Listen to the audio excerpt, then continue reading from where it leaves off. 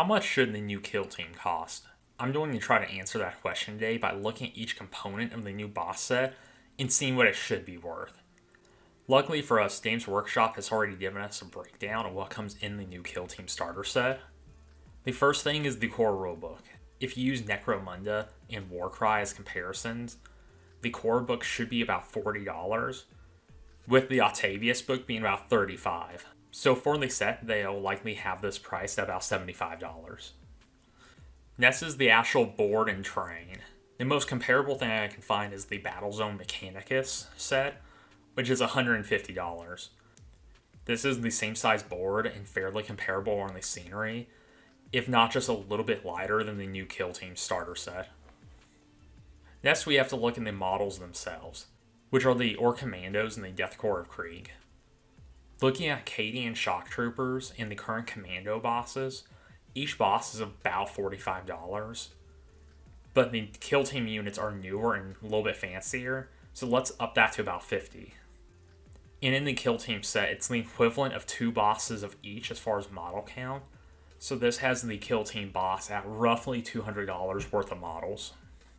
For the small stuff, cards are about $20, dice would be about $10 on the low side, and we'll say the tokens are free, which is probably giving Games Workshop too much credit, but they don't sell individual token sets on their side, so we won't factor it in. So that's about $30 for all the little small add-in pieces. Adding all of this up, it would be $455 if Games Workshop charged full retail for every individual component of the boss. That's no discounts for anything and no effort of trying to get new players into Kill Team. I think they'll have a pretty steep discount from that price. A comparable game they released recently was Curse City. While this had a lot of mixed reviews, the amount you got in the boss was comparable, and it was about $200 on launch. If you add in the $150 for the terrain, that would have the new Kill Team around $350.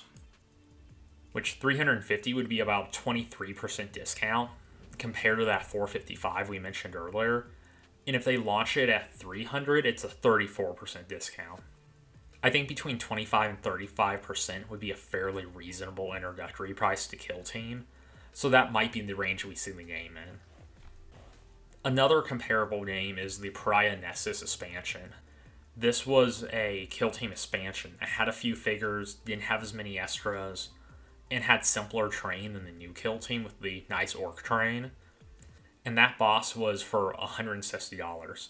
It had 12 figures, which is about half of the starter set for the new Kill Team. So that's about a $100 difference right there. Add a bit extra from the models, and that would place the new Kill Team a little over $250.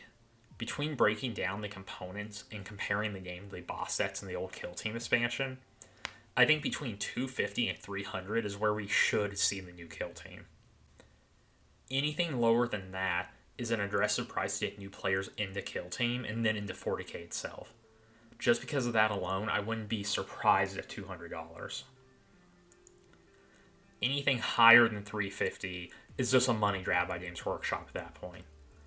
The hardest part of marketing for 40k and Warhammer games in general is getting new players into an expensive hobby, and one that takes a lot of time.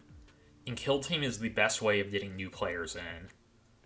So hopefully we'll see a steep discount on the Kill Team boss set for those of us that just want to play Kill Team.